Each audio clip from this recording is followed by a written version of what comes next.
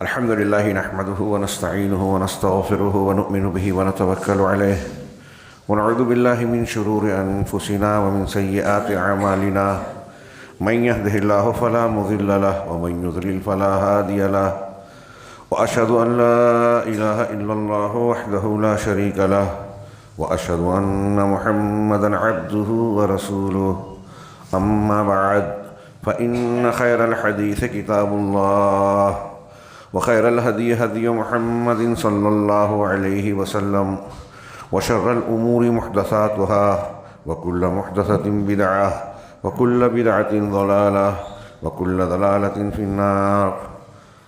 أعوذ بالله من الشيطان الرجيم. بسم الله الرحمن الرحيم.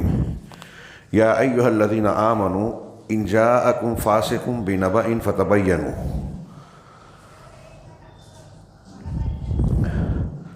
يا أيها الذين آمنوا إن جاءكم فاسق بنبأ فتبينوا أن تصيبوا قوما بجهالة فتصبحوا على ما فعلتم نادمين. محترم حاضرین، خطبہ مسنونہ کے بعد میں نے سورہ حجرات، جسے اہل علم سورۃ الآداب بھی کہتے ہیں، اس کی آیت نمبر 6 تلاوت کی، جو آپ نے بارہا سنی اور پڑھی ہے.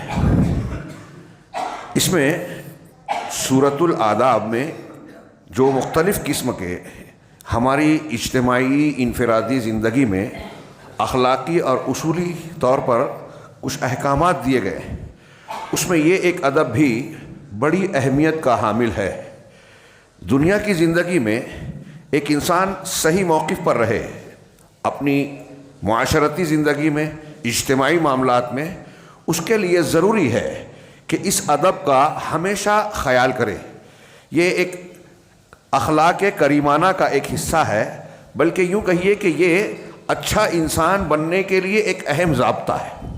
وہ کیا ہے؟ اللہ نے فرمایا یا ایھا الذین آمنوا، اے ایمان والو، ان جاءکم فاسق بنبأ، کہ اگر کوئی فاسق تمہارے پاس کوئی خبر لائے. فاسق وہ آدمی جس کے بارے میں واضح طور سے نظر آتا ہے کہ وہ شریعت کی پابندی نہیں کرتا، فسق و فجور کا ارتکاب کرتا ہے. فسق یعنی گناہ، یہ کہیں کہیں کفر اور شرک کے معنی میں بھی استعمال ہوتا ہے، کیونکہ وہ بھی سب سے بڑی اللہ کی نافرمانی اور گناہ ہے. فسوق کا معنی ہوتا ہے اطاعت سے نکل جانا. فاسق کا ایک عمومی معنی یہ لیا جاتا ہے کہ گناہ گار، وہ کسی بھی درجے کا ہو، جو کھلے طور سے، واضح طور سے غلط کام کرے. خبروں کے، یا ہم جو آیت پڑھ رہے ہیں اس سیاق و سباق میں، اس کو سمجھانے کے لیے ہم اس کا مفہوم یوں کریں کہ ایسا آدمی جس پر اعتماد نہ کیا جا سکے، جو قابل اعتماد نہیں ہے، جس کے بارے میں یہ ڈر ہے، اندیشہ ہے، یا لگتا ہے کہ یہ غلط سلط خبریں، بغیر تحقیق کے خبریں سن کر آگے بڑھا سکتا ہے، بیان کر سکتا ہے، کچھ دیکھے کچھ، سمجھے کچھ، بولے کچھ. ایسا ہم روزمرہ کی زندگی میں بہت سے تجربہ کرتے ہیں کہ ایسے لوگ ہوتے ہیں کہ سنتے ہیں کچھ اور بیان کرتے ہیں کچھ اور. تو اللہ تبارک و تعالیٰ نے مسلمانوں کو خاص طور سے ایمان والوں کو خطاب کر کے، ہمارا پروردگار اے ایمان والوں کہہ کے پکار رہا ہے. ہاں، اللہ رب العالمین سے بڑھ کر کسی کی ذات ہو سکتی ہے ایک مومن بندے کی نگاہ میں؟ نہیں ہو سکتی. تو جب اس کی ذات سب سے عظیم ہے تو اس کے خطاب کو بھی اتنی ہی توجہ سے، اہمیت دے کر ہمیں سننا چاہیے، اتنا ہی سنجیدہ ہو کر اسے ماننا چاہیے.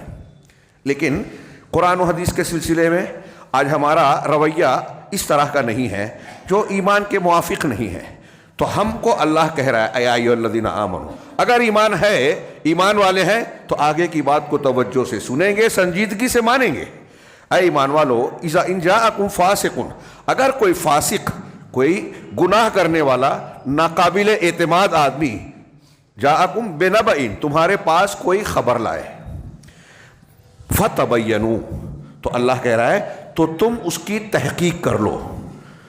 اس قرآن کی ایک قرأت میں ہے فتثبتوا، دونوں معنی میں قریب قریب ہیں، تبینوا اور تثبتوا.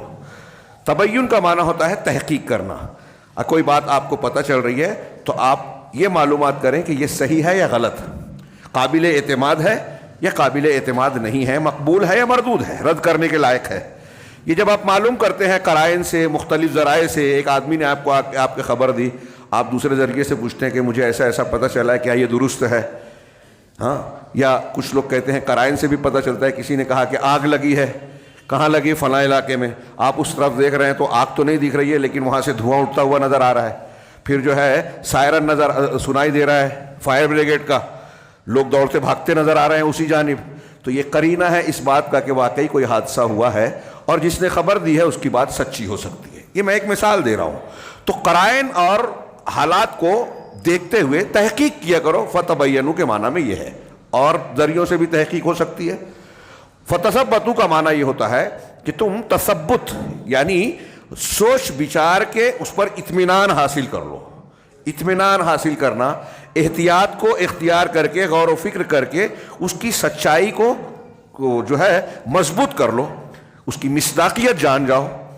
تو اے ایمان والو، جب کوئی فاسق تمہارے پاس کوئی خبر لائے، فتبینوا، تو تم اس کی تحقیق کر لو، اس کی اچھی طریقے سے سوچ بچار کر کے حقیقت تک پہنچو.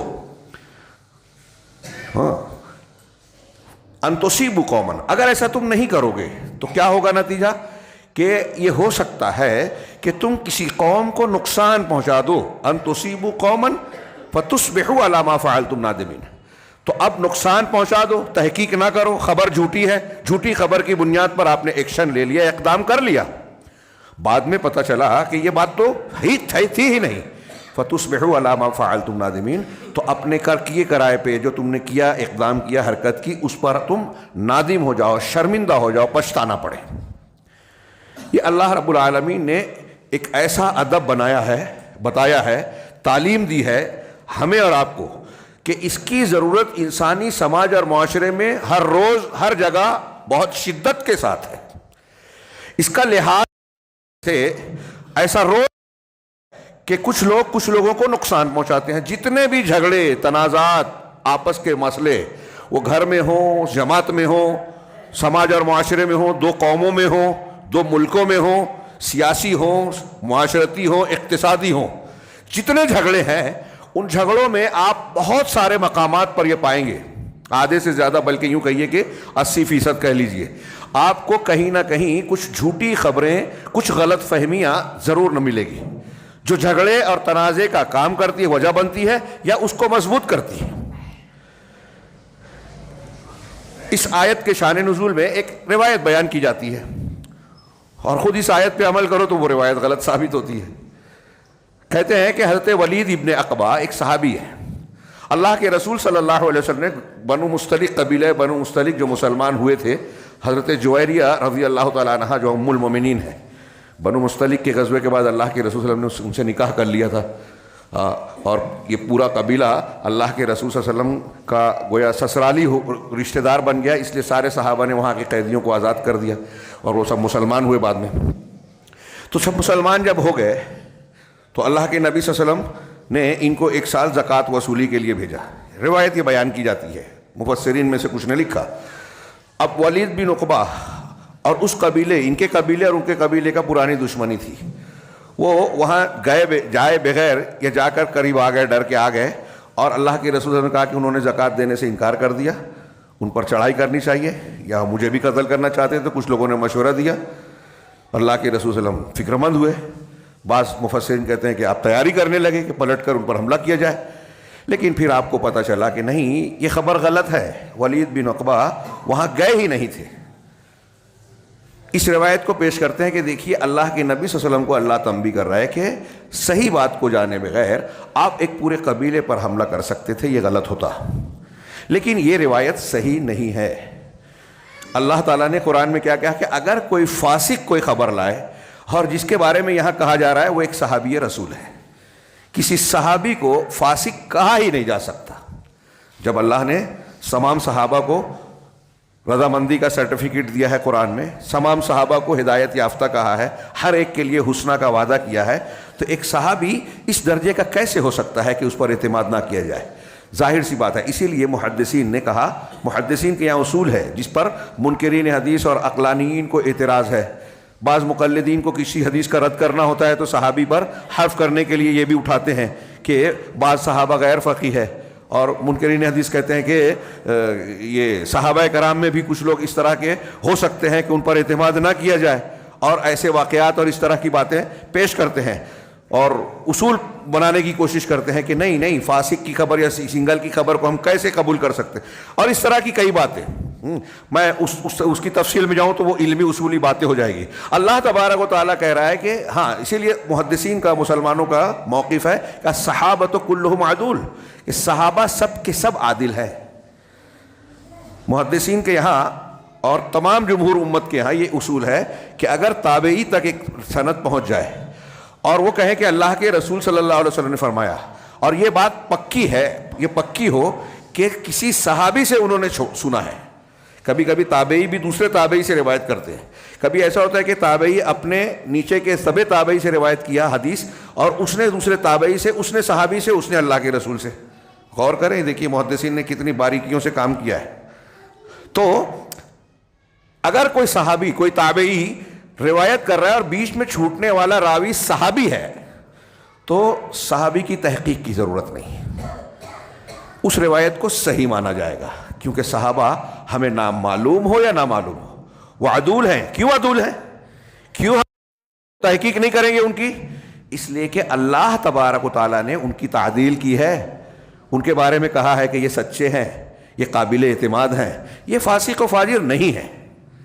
لہذا اسی آیت سے ہمیں ایک بہت بڑا اصول معلوم ہوا.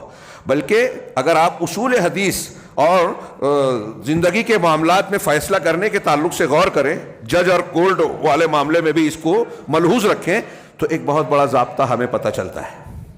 اللہ رب العالمین نے جو ایک اصول دیا ادب کریمہ میں، اس کی آج کے دور میں بہت شدید ضرورت ہے. وہ کیا ایک اصول جو میں بیان کر رہا تھا؟ محدثین نے کہا کہ اس آیت سے پتہ چلتا ہے کہ فاسق کی خبر قبول نہیں کی جائے گی، تحقیق کی جائے گی. فاسق کی خبر کی تحقیق کی جائے گی. اسی آیت کا مفہوم مخالف کیا ہوا؟ دو اور مفہوم خود بخود نکلے کہ جو فاسق ہے، یعنی جو ہے تو مسلمان لیکن قابل اعتماد نہیں ہے، اس کے اندر کچھ کمزوری خامی ہے، اس کی خبر پورے طریقے سے مضبوط نہیں ہے، تو ایسے آدمی کی خبر کو فوراً قبول نہیں کیا جائے گا، توقف کیا جائے گا. آپ کو خبر ملی، آپ رک گئے، ابھی غور کریں، اس میں معلومات لے لیں کہ اس کی بات صحیح ہے یا غلط. اگر صاحب عدل ہے، ذوی عدل قرآن حدیث میں جو کہا گیا اور محدثین کے یہاں اسی کو اصطلاح میں بیان کیا گیا، اگر ہے خبر دینے والا ہے، تو اس آیت سے ہی یہ پتہ چلتا ہے کہ اس کی خبر کو قبول کیا جائے. آپ پڑھیں گے کچھ لوگ قابلیت بتاتے ہیں کہ محدثین تو انسان تھے نا، غلطی ہو سکتی ہے نا، ضروری ہے کہ وہ جس حدیث کو صحیح بولے وہ صحیح ہو، جس کو ضعیف بولے ضعیف ہو. ہاں ضروری نہیں ہے، لیکن جن اصولوں کی بنیاد پہ انہوں نے کہا ان اصولوں کا ماننا ضروری ہے. کیوں؟ محدثین نے ان اصولوں کو اپنے گھر سے نہیں بنایا، اپنے دماغ کی اپج سے نہیں بنایا، قرآن حدیث کی ان تعلیمات اور دیے ہوئے اصولوں سے بنایا. قرآن کہہ رہا ہے فاسق کی خبر کو کی تحقیق کرو، اس کا مطلب قرآن یہ کہہ رہا ہے کہ عادل کی خبر کو مانو.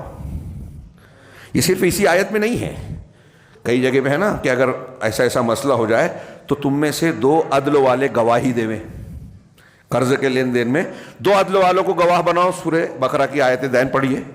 اگر 2 مرد نہ ملے تو 1 مرد اور 2 اللہ تعالیٰ نے آگے بتایا اسی آیت میں ان تضل احداہما فتذکر احداہما الاخری، کہ اگر ایک عورت بھول جائے لا دے گی.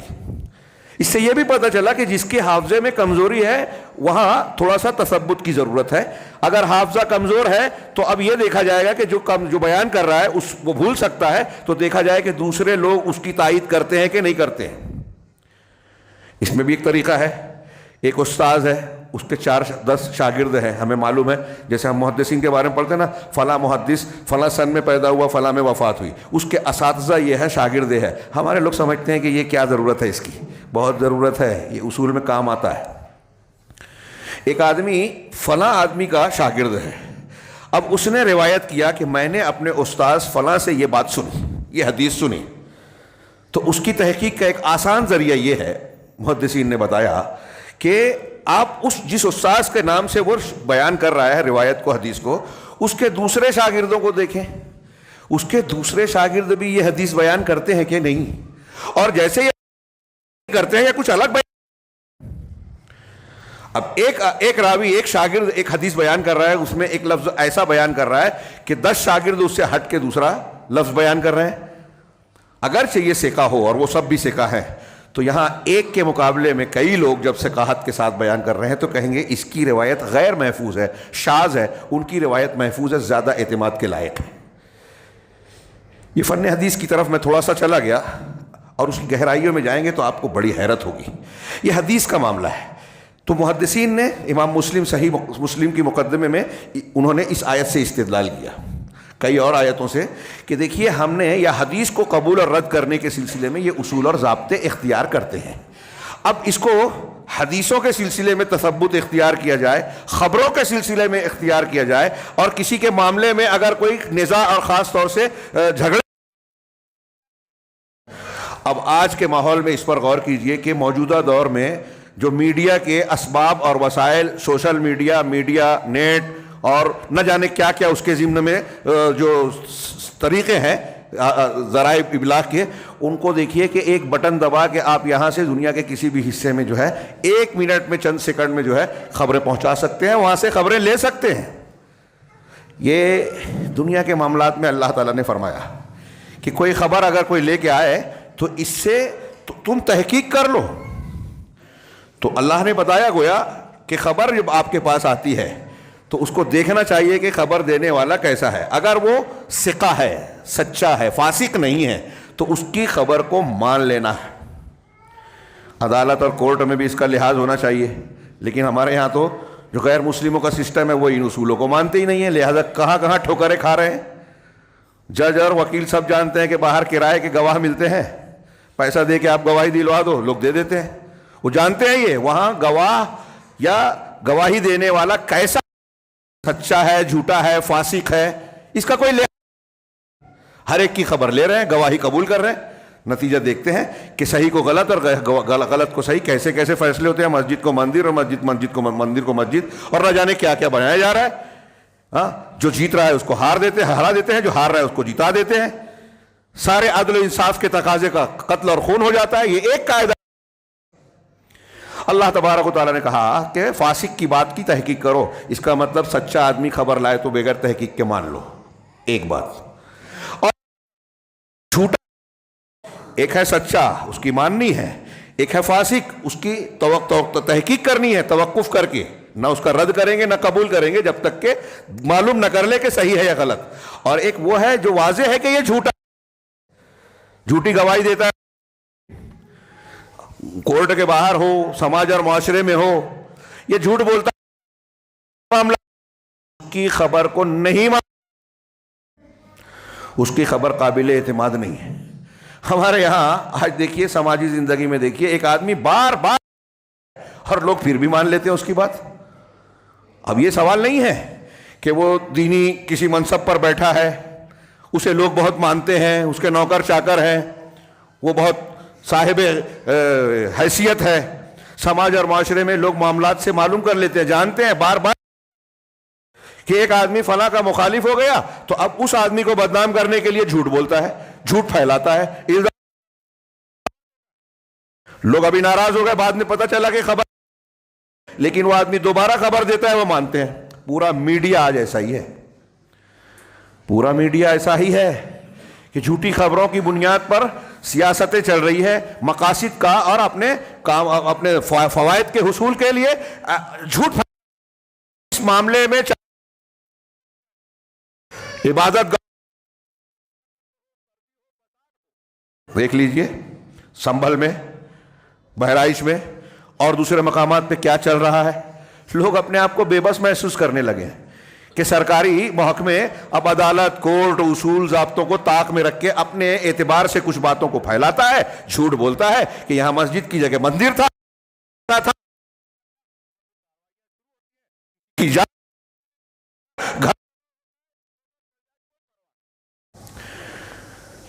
ان کے پاس تو یہ اصول ہے نہیں۔ ہم تو مسلمان ہیں، ہم کو اللہ کہہ رہا ہے تو ہم یہ مانتے ہیں، لیکن کیا ہم اس پر عمل کرتے ہیں؟ نیچے سے اوپر تک جائیے، نیچے سے اوپر تک. اگر میں ایک ایک پہلو پہ بیان کروں، مثال کے طور پہ دو بھائیوں کا جھگڑا ہے. ایک آدمی آگے کہتا ہے ارے تم کو گالی دے رہا تھا، ہم غصے میں آ گئے، تیش میں آ گئے، پھول گئے. میاں بیوی کا جھگڑا ہے، بیوی کا کہ گھر والے کسی کے پاس جاتے ہوتے ارے کیا دیکھ کے اس لڑکے کو تم نے اپنی بیٹی دے دی، شادی کر دی، اس میں تو ایسی برائی ہے.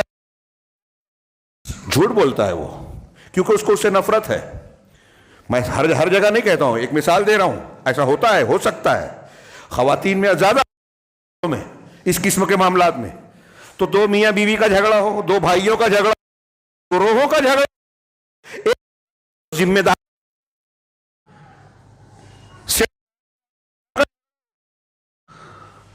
کسی بھی معاملے میرے دشمن ہیں فلاں، تو میں لوگوں میں اس کے لیے جھوٹی خبریں پھیلاتا ہوں. میں لوگوں کو جا کے برا بھلا کہتا ہوں، برائیاں کرتا ہوں، لیکن لوگوں کو کہتا ہوں کہ یہ جہاں جہاں جاتے ہیں وہ میری برائی کرتے ہیں. ایسا ہو رہا ہے، ہوتا وہ یہ قرآن جھوٹا، لیکن جماعت کا ذمہ دار بن کے بیٹھا ہے، مسجد کا ذمہ دار بن کے بیٹھا ہے، قوموں کا، مسلمانوں کا ذمہ دار بنا ہے. اپنی لوگ کیوں کریں گے؟ تو جھوٹی خبریں پھیلاتا ہے، اس کے گرگے اور چمچے اس کو آگے بڑھاتے ہیں. اور تو سوشل میڈیا کا زمانہ ہے. سوچیے، تھوڑی دیر کے لیے سوچیے، ہاں کاش کے موقع ہوتا، بہت محدود وقت ہوتا ہے. آپ سیرت کے اور تاریخ کے واقعات، ام المومنین حضرت عائشہ صدیقہ رضی اللہ تعالیٰ عنہ پر الزام لگایا گیا، منافقین نے اس کو خوب اچھالا.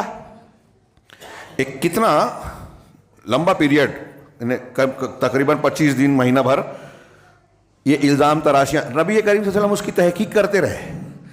حضرت عائشہ کو کئی دنوں تک پتہ ہی نہیں تھا. جب پتہ چلا تو گھر چلی گئی، اور جس دن سے پتہ چلا اس دن سے جو روتی ہیں، کہتے ہیں وہ ان کا جملہ ہے بخاری کی روایت میں کہ میں نے نیند کا سرما نہیں لگا، اور مجھے یقین تھا کہ اللہ سچ کو کھولے گا. لیکن میں یہ نہیں سمجھتی تھی، اپنی اتنی حیثیت نہیں سمجھتی تھی کہ اللہ تعالیٰ میرے بارے میں قرآن کی آیتیں نازل کرے گا. قرآن کی آیتیں نازل ہوئی، جھوٹے بے نقاب ہوئے. اس میں جو سچے مسلمان تھے کچھ بہ گئے تھے. حمنہ بنت جہش حضرت زینب کی بہن تھی، صحابیہ تھی رضی اللہ عنہ. ہاں حضرت حسان بن ثابت رضی اللہ تعالیٰ عنہ، مصطح بن اساسہ جن کو حضرت ابوبکر صدیق کے رشتہ دار تھے اور حضرت ابوبکر صدیق وظیفہ دیتے تھے، یہ بھی بہ گئے تھے اس الزام تراشی میں. تو ان کو 80 کوڑے کی سزا دی گئی، 80 کوڑے مارے گئے. تھوڑی دیر کے لیے سوچئے کہ اس جھوٹی خبر کا مقصد کیا تھا، اس جھوٹی خبر کا حاصل کیا تھا. اس خبر سے حضرت عائشہ ام المومنین کو رضی اللہ تعالیٰ عنہ کو جو نشانہ بنایا گیا، اس سے مقصود ٹارگٹ اللہ کے رسول صلی اللہ علیہ وسلم تھے. اللہ کے نبی جناب محمد رسول اللہ صلی اللہ علیہ وسلم کا خاندان ایسے کردار کا اگر حامل ہو تو یہ آپ کے لیے انتہائی بے عزتی کی بات تھی. جناب محمد رسول اللہ صلی اللہ علیہ وسلم ناقابل اعتماد یا قابل مذمت قرار پاتے اگر یہ خبر مان لی جاتی، صحیح ہوتی. اللہ تعالیٰ نے ام المومنین حضرت عائشہ اور نبی صلی اللہ علیہ وسلم کے خانوادے کی بھی تطہیر فرمائی کہ یہ دامن ایسے داغ دھبوں سے بہت صاف ہے، بہت اونچا ہے نا. جھوٹی خبر کا ایک پہلو بتا رہا ہوں، ایک نتیجہ بتا رہا ہوں. ایسے تاریخ میں کتنے واقعات، ابھی تازہ موقع نہیں ہے، بیل بج گئی. آپ دیکھیے، جب کچھ سالوں پہلے عراق پر حملہ کیا امریکہ، یورپ اور اتحادی ملکوں نے مل کر، تو بنیاد کیا بنائی، اس کو کیا بنائی گئی؟ بنیاد یہ بنائی گئی کہ صدام حسین کے پاس دنیا کو نقصان پہنچانے والے بڑے مہلک جوہری ہتھیار ہیں، نیوکلیئر ہتھیار ہیں، اور فلاں ہیں اور فلاں ہیں، جس سے پوری دنیا کو خطرہ ہے. ان کے پاس ہے تو خطرہ نہیں ہے، ان کے علاوہ کسی کے پاس ہوتا ہے تو خطرہ ہوتا ہے. اس سے پوری دنیا کو خطرہ ہے. پھر اس کو ہری جھنڈی دے کے کویت پہ حملہ کروایا، امریکہ نے اکسایا، خبریں موجود ہے، ریکارڈ موجود ہے، اور پھر اس کی اینٹ سے اینٹ بجا دی گئی. اسی واقعے میں، ایکشن میں، لاکھوں عراقیوں کو شہید کیا گیا، مارا گیا، لائبریریاں لوٹی گئی، وہاں کے سامان لوٹے گئے، کتابیں منتقل کی گئی. وہاں کے علماء، بڑے بڑے ٹیچرز، سائنٹسٹوں کو مارا گیا. آج بھی یہ سلسلہ جاری ہے. عراق کے بہت سے علماء عراق چھوڑ کے بھاگے ہوئے ہیں، روپوش ہیں. ہمیں وہ خبریں نہیں ملتی. ہمیں وہ خبریں پہنچتی ہیں فاسقوں کی جو یہودی پہنچاتے ہیں. فاسقوں کی خبر ہم مانتے ہیں، مومن خبر دیتا ہے نہیں مانتے. اب اس کی ایک بہت بڑی مثال یہ لیجئے، جیسے وہ ہے بعد میں جو میں نے بتا رہا تھا، بعد میں خود امریکہ اور یورپ نے یہ تسلیم کیا کہ نہیں وہ صدام حسین کے پاس مہلک ہتھیار ہونے کی جو بات تھی وہ صحیح نہیں ہے، غلط نکلی. ایک غلط خبر پر آپ نے ایک پورے ملک کی اینٹ سے اینٹ بجا دی.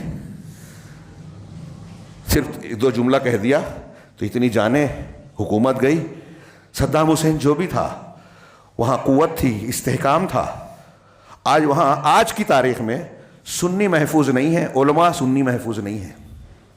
شیعہ امریکیوں اور غیر مسلم قوموں، طاقتوں کے ساتھ مل کے سنیوں کو قتل کرتے ہیں. سلسلہ جاری ہے. شام میں گزشتہ 8-10 سالوں میں آپ دیکھیں گے تو 20-25 لاکھ کی تعداد ہو گئی ہوگی، کچھ کم زیادہ ہوگی، میں ایک دم ایگزیکٹ فگر نہیں. کچھ سالوں پہلے تک، یعنی 2 سال پہلے تک 8 لاکھ 10 لاکھ سے اوپر ہو چکے تھے. سنیوں کو مارا جاتا ہے. ہم فلسطین کا رونا رو رہے ہیں، وہ بھی ظلم ہے. احواز میں کیا ہو رہا ہے ہم تک خبر ہی نہیں پہنچتی. ہاں، ایران میں، ترکی میں، حماسیوں کے یہاں جو یہودیوں کے ایجنٹ اور کتے ہیں، یہ زبان استعمال کر رہا ہوں پرانے علماء کی، کہ روافظ جو ہیں یہود کے کتے ہیں اور تحریکی ان کے، وہ خبریں جو پھیلاتے ہیں. آپ دیکھیے کہ ان کے یہاں جو شرک کرنے والے ہیں، بدعت کی تعریف ہے، بدعت ان سے محبت ہے. تحریکیوں کو دیکھیے، ان سب کو نفرت. سعودی عرب میں کوئی کہتا غلطیاں نہیں ہے، لیکن وہاں آپ کو اخلاقی برائیاں ملے گی، عقیدے کی برائی نہیں ملے گی. منہج کی اس کے خلاف طوفان کھڑا کیا جاتا ہے، لوگوں کا ذہن بنایا جاتا ہے فاسق کی خبر کے ذریعے سے. ایک جھوٹی، ایسے کتنی باتیں ہیں ابھی آپ سوشل میڈیا پہ دیکھیے، یہ تحریکی متعلق چاہے جھوٹی آ جائے اس پر ہنگامہ مچ جاتا ہے. کئی دن بعد جب پتہ چلتا ہے کہ یہ خبر جھوٹی تھی تو میں نے آج تک نہیں دیکھا کہ انہوں میں سے کسی نے معافی مانگی ہو کہ ہمیں شرمندگی ہے، ہم نے غلط خبر پھیلائی تھی. ایسا ہوتا ہے بار بار. اس کے باوجود جب کوئی خبر آتی ہے ہمارے لوگ جو ہے اس پر دوڑنے اچھلنے لگتے ہیں. ہم دیکھ کہ یہودی، نصارى، تحریکی ساری ہیں، ان کو سعودی عرب کے اخلاق یا جو خبریں آ رہی ہے اس کی وجہ سے نفرت نہیں ہے، اس کے من اس کی مخالفت کرنا چاہتے ہیں. اس کے سے دیکھیے کہ بھائی اسلام کے تعلق سے دنیا میں جو پھیلایا تلوار کے زور سے پھیلا. ہمارے ہاں فرقہ پرست جو ہے اپنے لوگوں کو یہ تعلیم دے، یہ پڑھاتے ہیں کہ ہماری بہت سی ہماری مندروں کو جو ہے توڑ کر مسجد بنائی گئی، ہمارے فلاں جو ہے ہندو مسلم ادوار میں ایسا کیا گیا، زبردستی مسلمان بنایا گیا. سوچئے کئی 100 سال مسلمانوں نے یہاں حکومت کی. اگر ایسا ہوتا کہ زبردستی یہ کرتے تو یہ کیا ممکن ہوتا؟ یہاں اتنے ہندو رہتے، مسلمان اقلیت میں رہتے.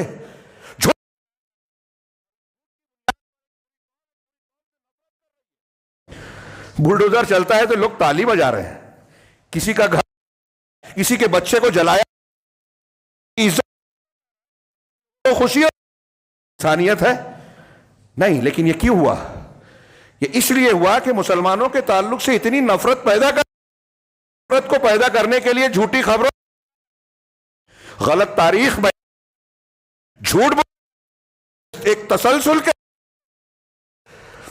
آج میڈیا میں وہی خبریں آتی ہیں دنیا کے سامنے، صرف مسلمانوں کے نہیں، دنیا کے سامنے، جو دنیا کی طاقتیں چاہتی ہیں کہ یہ خبریں لوگوں تک پہنچے. اور اس خبر اب اگر اس آیت پر عمل کرنے لگے، دنیا قرآن نہیں مانتی، مسلمان اور ہم اور آپ تو مانتے ہیں، کیا ہم یہ عمل کرتے ہیں؟ ہم اپنے گھر میں نہیں کرتے، اپنی جماعت میں نہیں کرتے. ایک عالم آپ کے بیچ میں زندگی گزار رہا ہے، آپ دیکھتے ہیں، سمجھتے ہیں، کسی کا اس سے جھگڑا ہوتا ہے، وہ اس کو بدنام کرنا شروع کرتا ہے، آپ مان لیتے ہیں. آپ گھر بیٹھ آپ سمجھتے ہیں کوئی میرا فریضہ نہیں ہے، ان کا اور ان کا جھگڑا ہے. اس عالم کی غلطی یہ ہے کہ وہ عالم ہے، اس عالم کی غلطی ہے کہ اس نے آپ کے درمیان میں کام کیا، جماعت کے لیے کام کر رہا ہے. تو آپ کا تو کوئی فرض ہے. میں یہ کہتا ہوں ہمیشہ کہ ہم آپس میں جو معاملہ کرتے ہیں نا، آپس میں جو معاملہ کرتے ہیں یہی ہمارے اوپر ہوتا ہے. اگر آج سنبھل میں یہ بولا گیا کہ بھائی سروے رپورٹ حکومت نے، سارا تعجب خیز معاملہ ہے، غیر مسلموں میں بھی لوگ حیرت کر رہے ہیں کہ صبح میں جو ہے پٹیشن داخل کی جاتی ہے کہ جامع مسجد یہاں کی جو تاریخی مسجد ہے، آثار قدیمہ کا حصہ ہے، کہہ رہے ہیں کہ یہاں مندر تھا، شام ہونے تک جو ہے سروے کی کا آرڈر ملتا ہے، 1 گھنٹے میں کمیٹی پہنچتی ہے، ہو جاتا ہے، پھر دوبارہ جلوس جاتا ہے، جلوس میں نعرے اس کے بعد جب پتھر مارا گیا سرچ وارنٹ کے سی سی ٹی وی دیکھ کر ہم یہ معلوم کریں گے کہ کون کون لوگ پتھراؤ کر رہے تھے، تلاش جاری ہے، پوسٹر چھپنے والا ہے، آج کی خبر ہے۔ اور یہ مسلمانوں کے تعلق جو نعرے لگا رہے تھے، ہم نے کہا اس کا کوئی معاملہ نہیں۔ کیا بنیاد ہے؟ یہاں مندر تھا۔ ہاں زیادہ تر یہ کہ صحیح غلط، بابری مسجد کا معاملہ کتنا لمبا چلا، قانون بنا تھا 91 میں کہ اس معاملے کے بعد کوئی مذہبی مقام کے سلسلے میں اب یہ بحث نہیں ہوگی، کسی مذہبی مقام کے سلسلے میں اب یہ بحث نہیں ہوگی۔ 1947 میں آزادی کے بعد جس مذہبی مقام کی جو حیثیت تھی، ہاں قانون میں کیریکٹر کا لفظ ہے، جو کیریکٹر تھا اس کو برقرار رکھا جائے گا۔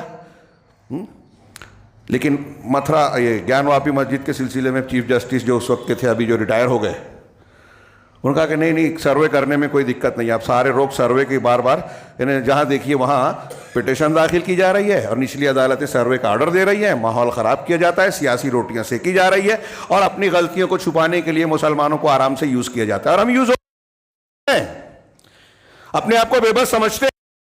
لیکن یہ بے بسی ایسے ہی نہیں ہے۔ میں یہ کہنا چاہتا ہوں کہ اگر آپ کو اور ہم کو یہ دکھ رہا ہے کہ مسلمانوں کے بارے میں یہ جو غلط تاریخ بیان کی جاتی ہے کہ مسلمانوں نے یہاں کے غیر مسلموں پر ظلم کیا تھا، صحیح نہیں ہے، لیکن ہندوؤں کو تو بولا جا رہا ہے اور وہ بغیر تحقیق کے مان رہے ہیں۔ یہاں یہ تحقیق بولا جاتا ہے کہ غیر مسلم عورتوں کی عزتوں کو پامال کرتے تھے، وہ مان رہے ہیں، ہم کہہ رہے ہیں غلط ہے۔ وہ کہہ رہے ہیں پوری دنیا میں پھیلایا، انہوں نے تلوار جانتے ہیں، تاریخ کی حقیقت محفوظ ہے کہ یہ جھوٹ ہے، غلط۔ اسلام اپنی فطری تعلیمات، اچھی تعلیمات کی لیکن غیر مسلم اسی کو مان رہا ہے جو پھیلایا جا رہا ہے، کیونکہ وہ تحقیق نہیں کرتا۔ مسلمان اب ایسے بھی غیر مسلم ہو گئے جو جناب محمد رسول اللہ صلی اللہ علیہ وسلم کی شان میں گستاخیاں کرتے ہیں، انتہا پسندی اور نہ جانے کیا کیا کیسے کیسے قسم کے الزامات دیتے ہیں۔ ہم یہ جانتے ہیں، سمجھتے ہیں، مانتے ہیں، عقیدہ کہ آپ سے زیادہ محبت کی تعلیم دینے والا، امن کو پھیلانے والا، درگزر کرنے والا میں کوئی انسان پیدا ہی نہیں ہوا، لیکن وہ نہیں مان رہے۔ کیوں؟ ان کو ایسا بتایا گیا ہے۔ ہم یہ جانتے ہیں کہ اگر وہ سیرت رسول پڑھیں گے تو خود مانیں گے کہ نہیں یہ بات تو غلط ہے، لیکن ابھی تو پھیلایا جا رہا ہے کہ محمد صلی اللہ علیہ وسلم کی تعلیمات ایسی ہیں۔ اب ہم کیا کر رہے ہیں؟ غلط خبر پھیلائی جاتی ہے تو ہم اس کی تردید کرتے ہیں، جیسے ہم آپس میں ہے نا، آپ کے بارے میں اگر کوئی غلط، مجھے پتا ہے کہ غلط ہے آپ کے بارے میں، لیکن آپ کی عزت سے کھیلا، آپ کا دفاع نہیں کرتا۔ وہ حدیث ہے کہ اگر کسی مسلمان کی بے عزتی کی جا رہی ہے کہیں، ہاں آپ اس کا دفاع کر سکتے ہیں یا ہے موجود اور کرنا چاہیے، اور وہاں آپ اس کا ساتھ نہیں دیتے، تو آپ جگہ پر جب بے عزتی ہوگی، ذلت اور پریشانی کا معاملہ ہوگا، تو اللہ آپ کی مدد نہیں کرے گا۔ آپ کسی بلڈوزر کو روک سکتے ہیں، نہیں روکتے تو آپ کے گھر پہ بلڈوزر چلے گا، اللہ نہیں بچائے گا۔ یہ میں سمجھانے کے لیے مثال دے رہا ہوں۔ تو اب جب ہمارا معاملہ یہ ہے کہ ہم اس پر خود مسلمان ہو کے عمل نہیں کرتے، ہاں کوئی دن ایسا نہیں ہوتا ہے۔ آپ انفرادی زندگی سے لے کے حکومتی سطح تک دیکھ لیں، سعودی عرب اہل حدیث علماء حق جن کے خلاف کمنٹ نہ کیا جاتا ہو، جھوٹ نہ بولا جاتا ہو، اور لوگ مان لیتے ہیں، یعنی اس آیت پر عمل نہیں کرتے۔ مسلمان قرآن حدیث کے ساتھ احترام والا کام کرتے ہیں، ان کی مخالفت پر جو ہے جذباتی ضرور ہو جاتے ہیں، لیکن ان کی تعلیمات کو ماننے کے لیے ہم تیار نہیں۔ جب ہم نہیں تیار ہیں، غیر مسلم سے کیوں امید کرتے ہیں کہ وہ خبروں کی تحقیق کرے گا، سچائی کا ساتھ دے گا، جھوٹ کا رد کرے گا؟ پھر بھی کچھ حیرت ہوتی ہے، کچھ غیر مسلم ایسے حالات میں بھی کہ مخالفت کرنے پر کیس چل جاتا ہے، ED اور انکم ٹیکس اور فلاں پولیس والے آپ پہنچ جاتے ہیں، پھر بھی وہ سچ ہم مسلمان محسوس کر رہا ہوں، آپ دیکھیے اپنے ارد گرد میں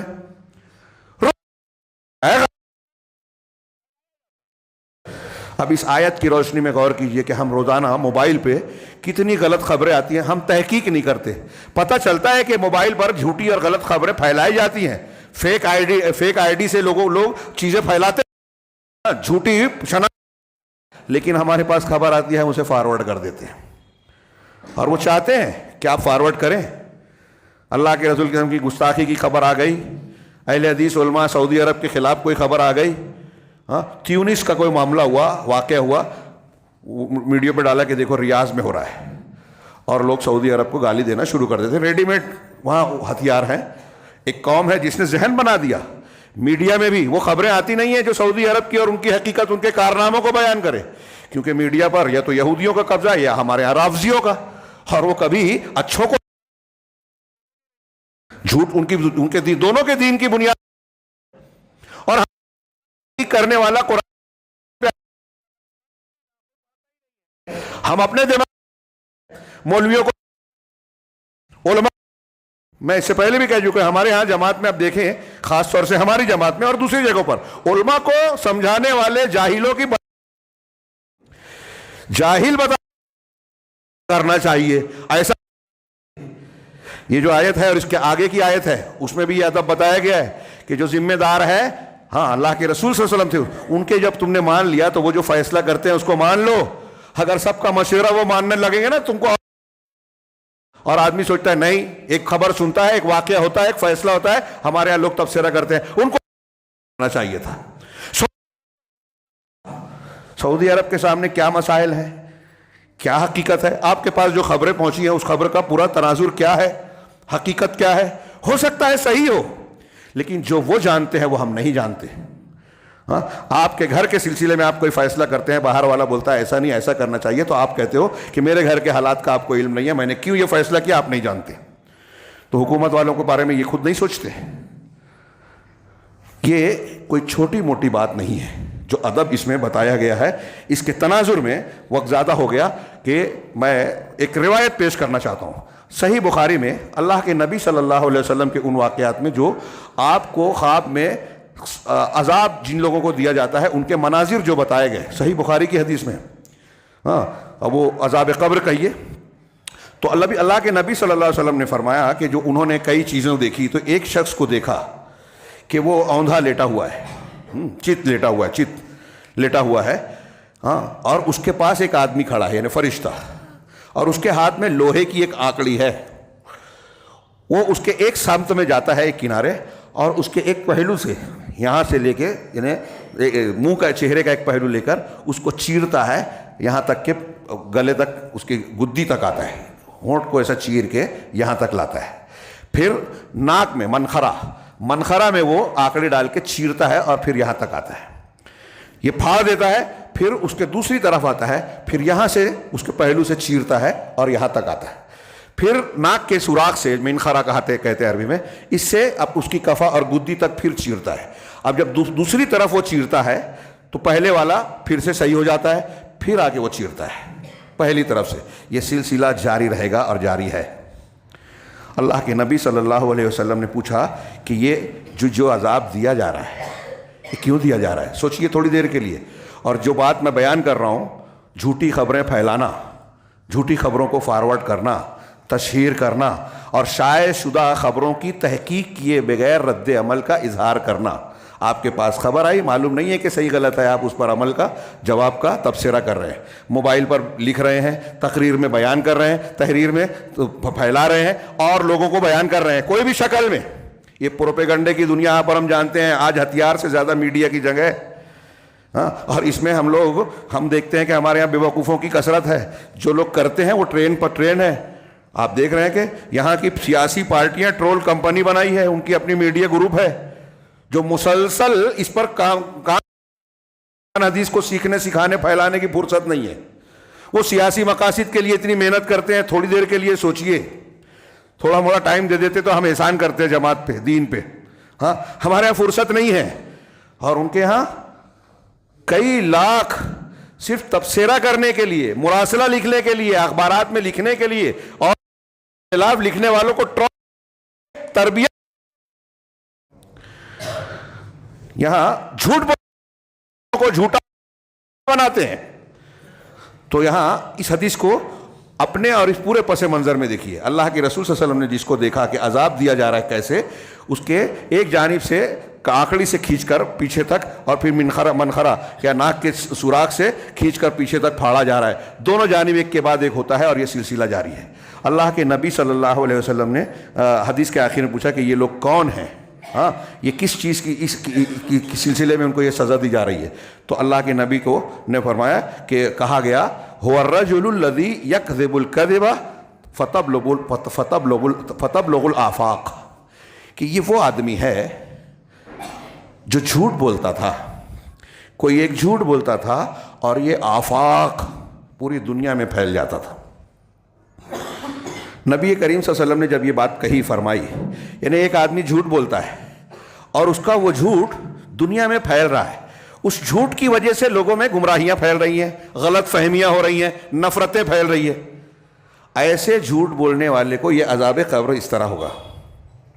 اللہ کے رسولوں کو بتایا گیا کہ اس کے ایک ایک جانب کو پھاڑا جا رہا ہے. منہ کا غلط استعمال کیا تو یہ لے منہ کی سزا. یہ چھوٹی بات ہوئی، ہم اس کو معمولی سمجھتے ہیں. کسی کی عزت سے کھیلنا، کسی جماعت کو بدنام کرنا، کسی قوم کے خلاف جھوٹی باتیں پھیلانا، نفرت پیدا کرنا. میں نے کہا غیر مسلم تو اس کو مانے گا نہیں، حالانکہ انسانیت کے تقاضے سے وہ غور کرے تو یہ بات بالکل اس کو بھی سمجھ میں آئے گی، کیونکہ جیسے وہ دوسروں کے ساتھ کر رہے ہیں کل ان کے ساتھ بھی ہو سکتا ہے اور ہوتا ہے. تو ایک آدمی جھوٹ بولتا ہے. میں یہ کہہ رہا تھا کہ اللہ کے رسول صلی اللہ علیہ وسلم کے زمانے میں دیکھیے کہ کوئی خبر آفاق میں دنیا میں کیسے پھیلتی تھی. آج کی طرح تیز رفتاری سے خبریں پھیل سکتی ہیں؟ آج کے زمانے میں جس تیزی سے خبریں آتی ہیں پھیلتی ہیں. میں نے کہا ایک بٹن آپ دبائیں تو آپ کی نیوز کہاں سے کہاں چلی جاتی ہے. ایک واقعہ ہو رہا ہے چند لمحے میں، بلکہ امریکہ کا لائیو سین افریقہ میں، آسٹریلیا میں، ہندوستان میں ہم دیکھ سکتے ہیں، دیکھتے ہیں. ملک کے کسی بھی خطے حصے میں ہو، چند لمحوں میں ایک خبر پھیل جاتی ہے. تو اس زمانے میں تو مہینوں ہفتے لگتے تھے، آج تو منٹوں اور سیکنڈوں میں پہنچتی ہے خبریں. گلوبل ولیج ہو گئی ہے دنیا. اب آج ایک آدمی جھوٹ بولتا ہے، امریکہ کا صدر ہو، ہندوستان کا وزیر اعظم ہو، فلاں جگہ کا کوئی ذمہ دار ہو، الیکشن کمیشن ہو، جھوٹ بولتا ہے کوئی، تھوڑی دیر میں سب عام ہو جاتا ہے.